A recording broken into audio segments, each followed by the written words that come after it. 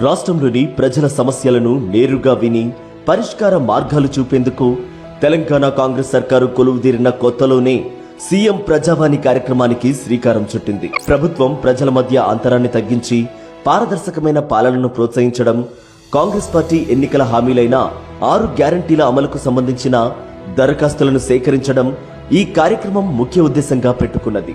హైదరాబాద్ లోని మహాత్మా జ్యోతిబాపులే ప్రజాభవన్లో ప్రతి మంగళవారం, శుక్రవారం ఉదయం 10 గంటల నుంచి మధ్యాహ్నం 1 గంట వరకు ఈ కార్యక్రమాన్ని నిర్వహిస్తున్నది. నాటి నుంచి నేటి వరకు విజయవంతంగా సీఎం ప్రజావాణి కొనసాగుతున్నది. ప్రజాభవన్లో ప్రజలు నేరుగా సమర్పించిన ఫిర్యాదులను అధికారులు పరిశీలించి ముఖ్యమంత్రి లేదా సంబంధిత అధికారులకు పంపుతారు.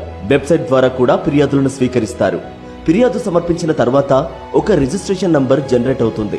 దీని ద్వారా ఫిర్యాదు స్టేటస్ ను ఆన్లైన్ లో ట్రాక్ చేయవచ్చు. ఫిర్యాదులు సంబంధిత జిల్లా కలెక్టర్లకు లేదా రాష్ట్ర విభాగాల అధిపతులకు పంపిస్తారు. 2025 ఏప్రిల్ 14 నాటికి ప్రజావాణి ద్వారా 54,619 ఫిర్యాదులు నమోదు కాగా వీటిలో 68.4% అనగా 37,384 పరిష్కరించారు. సమస్యలను 100 రోజులలోపు పరిష్కరించే లక్ష్యంతో సీఎం ప్రజావాణి పనిచేస్తున్నది. తెలంగాణ కాంగ్రెస్ సర్కార్ ఉన్నత లక్ష్యంతో నిర్వహిస్తున్న సీఎం ప్రజావాణి కార్యక్రమం ఇప్పుడు ఇతర రాష్ట్ర ఉన్నతాధికారులను ఆకట్టుకుంటున్నది. నాగాలాండ్ ఉన్నతాధికారులు ఇటీవల ప్రజాభవన్లో సీఎం ప్రజావాణి పనితీరును చూసి ఖుషి అయ్యారు. ఈ కార్యక్రమం గురించి రాష్ట్ర ప్లానింగ్ కమిషన్ చైర్మన్ చిన్నారెడ్డి గారు వారికి దగ్గరుండి వివరించారు.